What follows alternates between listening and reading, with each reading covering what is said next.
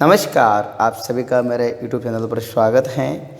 BSc first year की online classes में हम जो है पिछले लेक्चर में बॉन्ड एनर्जी और बॉन्ड स्ट्रेंथ पर हम चर्चा कर रहे थे। उसके बाद आज के लेक्चर में हम डिस्कस करने जा रहे हैं localised and delocalised chemical bond. तो ऑर्गेनिक केमिस्ट्री में हम आगे बढ़ने से पहले जो जनरल टर्म्स हैं जैसे बॉन्ड एनर्जी है, बॉन्ड लेंथ है, बॉन्ड स्ट्रेंथ है और जैसे localised and delocalised chemical bond हैं, ये जो जनरल इंट्रोडक्शन पार्ट है इसको अच्छी तरह से समझना बेहद ही ज़रूरी है, क्योंकि इन सब चीज़ों के बिना अपन ऑर्गेनिक केमिस्ट्री को आसानी से स्टडी नहीं कर सकते। तो जो आज के लेक्चर में हम डिस्कस करने जा रहे हैं वो है स्थानीयकृत, इसे बोलते हैं केंद्रीकृत एवं विस्थानीकृत व विकेंद्रीकृत रासायनिक बंध। ठीक है, यह है विस्थानीकृत। देखिए, स्थानीयकृत और विस्थानीकृत से मतलब है, नाम से स्पष्ट हो रहा है। स्थानीयकृत मतलब एक जगह, एक पर्टिकुलर पॉइंट पर लोकलाइज हो जाना या स्थायी हो जाना, और विस्थानीकृत या विकेंद्रीकृत, केंद्र से अपनी स्थिति चेंज करना या अपने स्थान का परिवर्तन करना विस्थानीकृत या विकेंद्रीकृत कहलाता है। जरा हम बात करते हैं, अब इसको डिफाइन कर लेते हैं।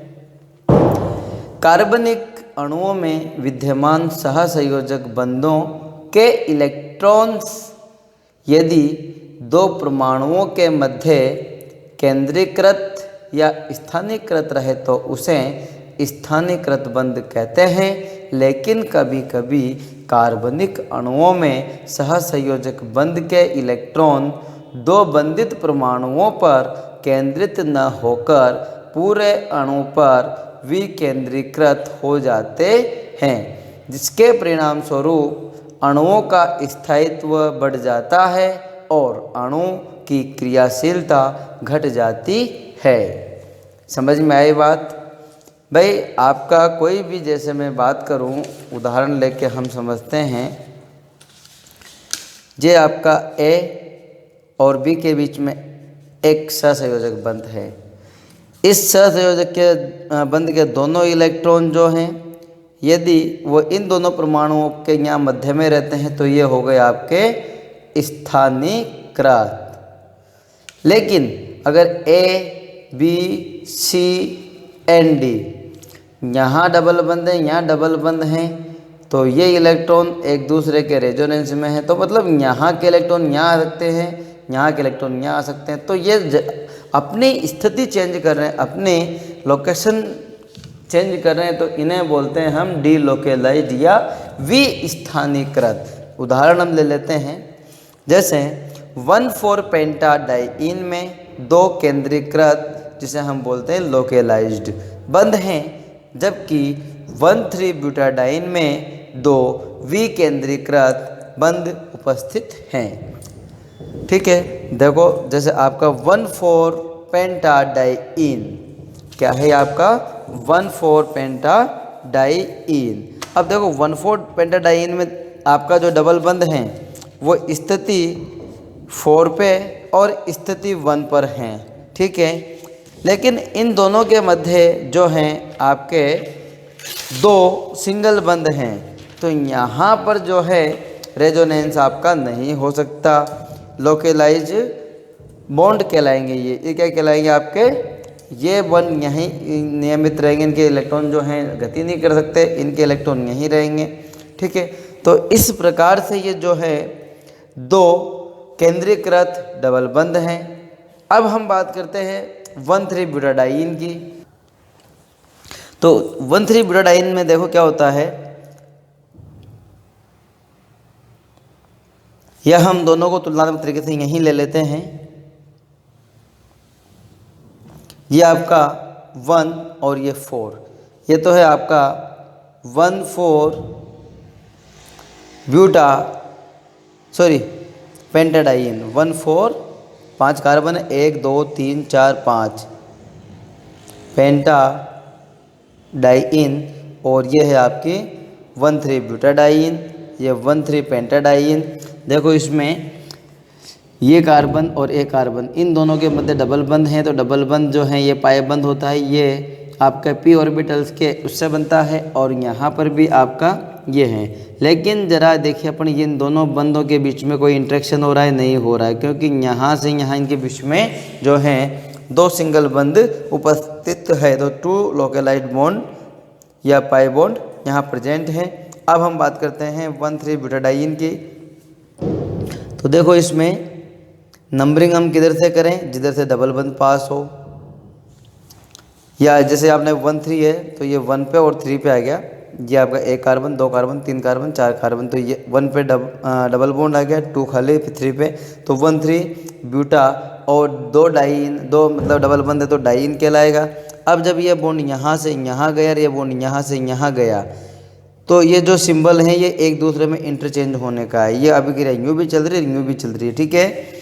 तो कभी ये इसमें बदलता है, कभी ये इसमें बदलता है। तो जैसे ये इससे इसमें बदलेगा तो ये डबल बंध कहाँ गया? सेकंड पोजीशन पर। और ये वाला डबल बंध कहाँ गया? यहाँ पर नेगेटिव चार्ज आएगा। और यहाँ से ये इधर मोमेंट हुआ है, तो जहाँ से गया नंबर 1 कार्बन पर चार्ज क्या आ गया? आपका प्लस चार्ज आ गया। तो जब प्लस चार्ज आ गया तो यहाँ पर भी लॉब बन गई जिसमें नेगेटिव चार्ज है, यहाँ पर जो लॉब बनेगी उसमें पॉजिटिव चार्ज है, यहाँ लॉब बनेगी इसमें नेगेटिव चार्ज है, इस पर पॉजिटिव चार्ज है। तो इनमें आपस में एक इंट्रैक्शन होता है। तो इलेक्ट्रॉन का मूवमेंट इस छोर से इस छोर और इस छोर से इस छोर, तो यहाँ पर 2 डीलोकेलाइज्ड पाई बॉन्ड्स प्रेजेंट हैं, क्योंकि यहाँ पर जो इलेक्ट्रॉन्स हैं वो एक जगह केंद्रीकृत न होकर विकेंद्रीकृत हैं, ठीक है। इसी प्रकार बेंजीन में भी पाइबंद विकेंद्रीकृत या विस्थानीकृत होते हैं। इसी कारण आजकल बेंजीन की केकुले संरचना जो कि ऐसी होती है। केकुले संरचना के स्थान पर अणु कक्षक संरचना, जिसमें हम देखो न्यू ये 6 कॉर्नर बना के बीच में गोला लिख देते हैं, तो ये है इसकी ऑर्बिटल स्ट्रक्चर।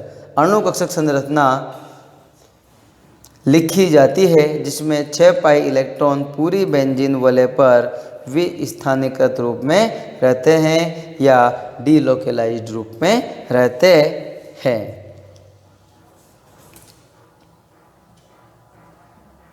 ऐसे देखो आपकी ये जो है ये सिंबल है, ये रेजोनेंस को दिखाता है। इसमें क्या हुआ?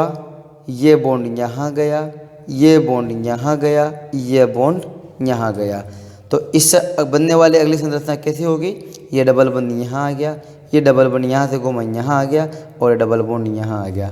तो ये तो है आपकी बेंजीन की कौन सी? Kekule structure.